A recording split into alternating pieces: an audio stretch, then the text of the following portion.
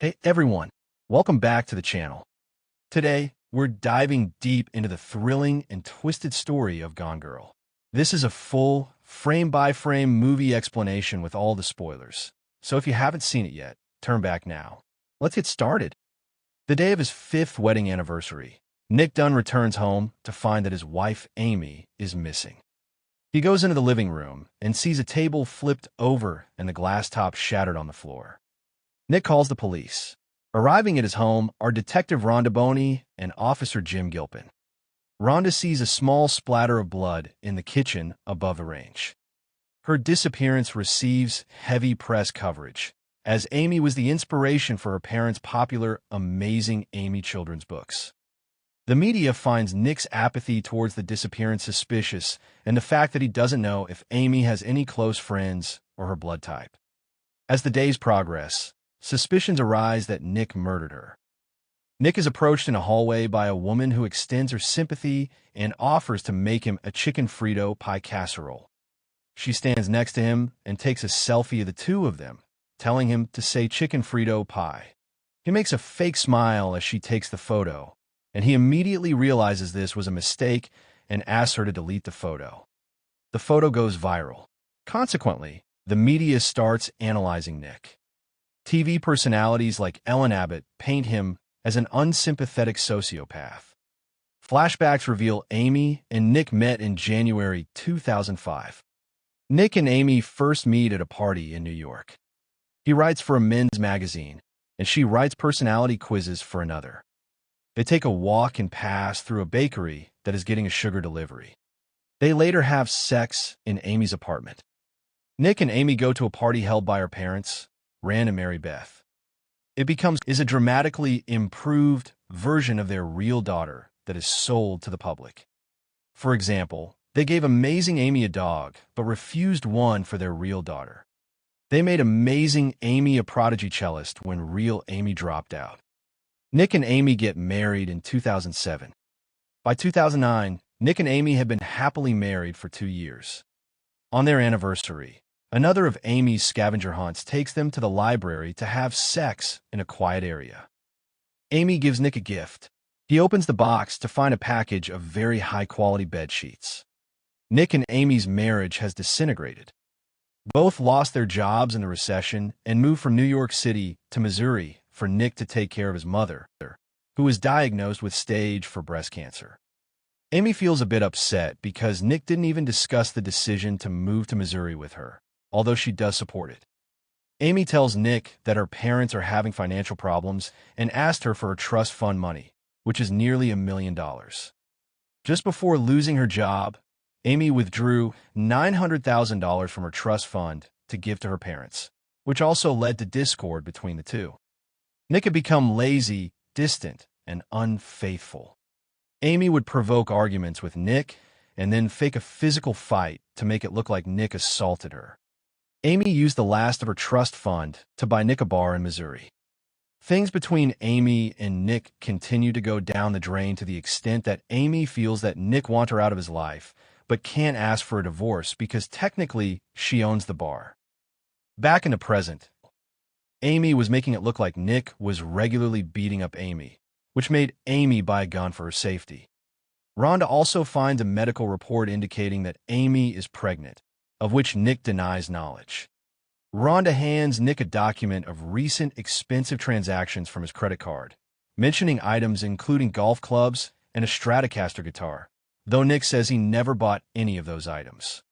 Additionally, Rhonda presses Nick about the fact that he upped Amy's life insurance policy earlier that year to over $1 million. Nick says he did that as Amy asked him to. On every wedding anniversary, Amy had set up elaborate treasure hunts for Nick. In July 2012, clues appear in places where Nick had sex with Andy, his student, thus revealing Amy's knowledge of his affair. The first clue was a pair of red panties, and the second clue was a brown house.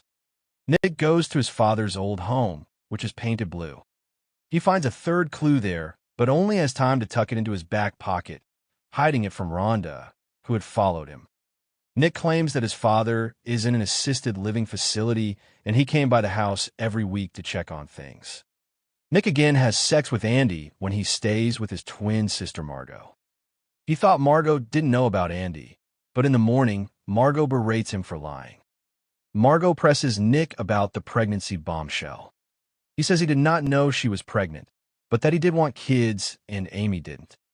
He shows her a letter from a fertility clinic that stating they were going to dispose of a semen sample they had left there unless someone came to retrieve it. The third clue leads Nick to Margot's woodshed. Nick discovers thousands of dollars of items purchased with his credit card hidden in Margot's woodshed, along with a gift box. Nick brings the gift box inside and opens it to find Punch and Judy dolls, with the Judy doll holding a baby and missing a mallet. Rhonda goes back to Nick's father's home, wondering why Nick went there in the first place so soon after Amy's disappearance.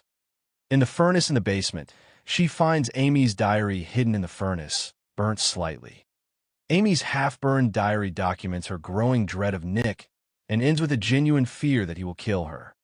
Nick and Amy's parents meet with Rhonda to determine some possible suspects.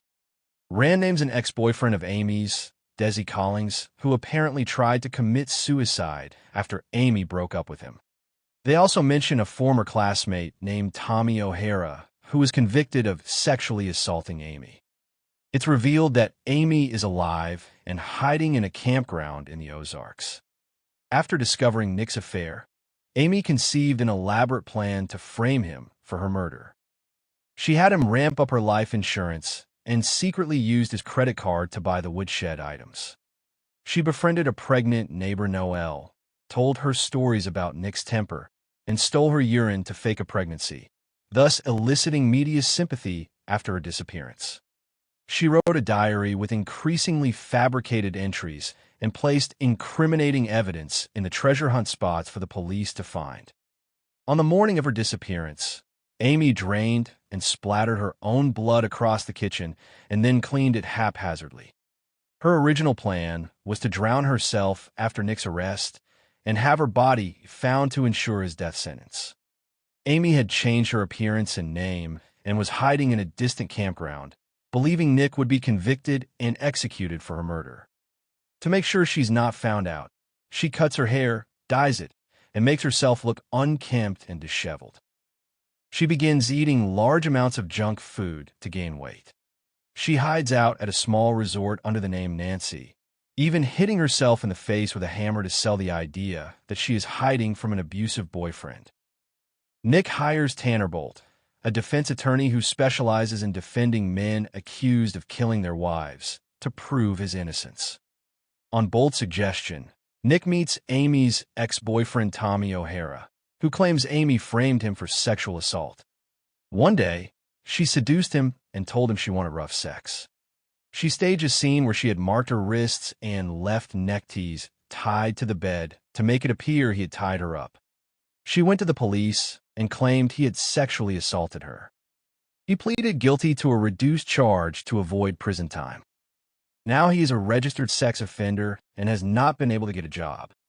He warns Nick about how evil and manipulative she is. Bolt wants to change the media's perception of Amy from a victim to a manipulator of the first degree. He also approaches another ex-boyfriend, the wealthy Desi Collins, against whom Amy previously filed a restraining order. But Desi refuses to share any details. Nick later books an interview on TV with Sharon Schieber to tell his side of the story. Tanner coaches him to make him seem more likable by having Nick admit that he's been unfaithful and dishonest, which would earn him some possible points in the media. When Amy's neighbors rob her at the motel she is hiding in, she is left without any money. Now penniless and desperate, Amy calls the Missing Amy tip line and reports suspicious activity at Margot's woodshed. Amy then calls Desi from a payphone.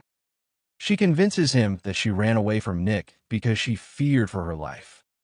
He agrees to hide her in his lake house, which is equipped with surveillance cameras. Nick convinces his twin sister, Margot, of his innocence. Just before the interview, Nick's mistress, a student of his, reveals their affair at a press conference. Desi and Amy see the news while Sharon gets wind of it at the same time.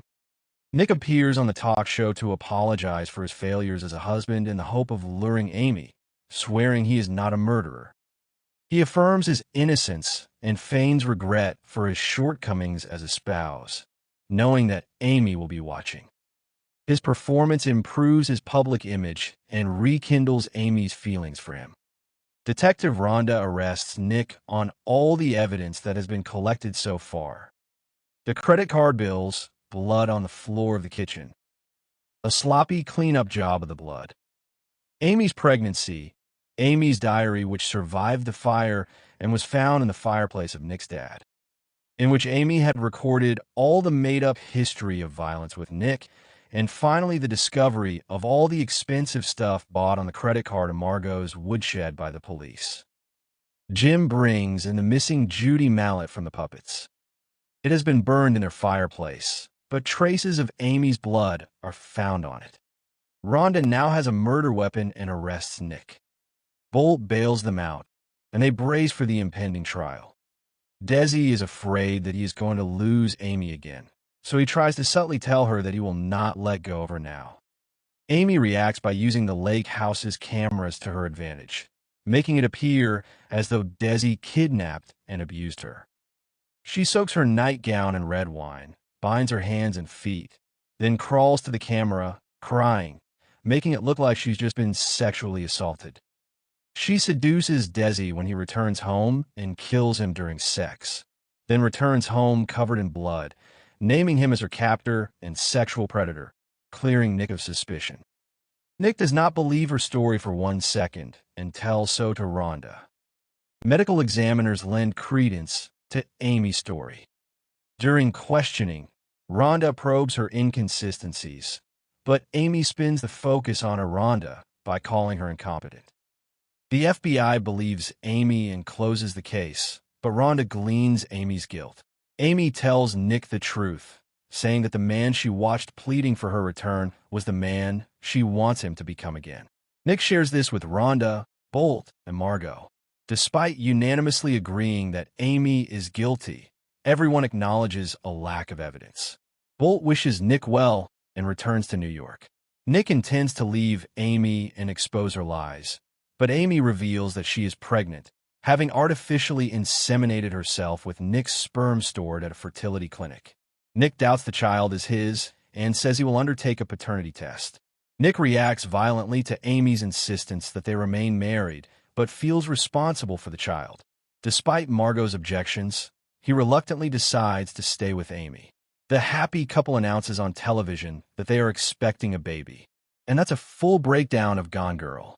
A chilling story about manipulation, marriage, and media obsession that keeps you questioning every character's motives. If you enjoyed this scene-by-scene explanation, don't forget to like, comment your favorite twist, and subscribe for more deep dives into your favorite movies. See you in the next video.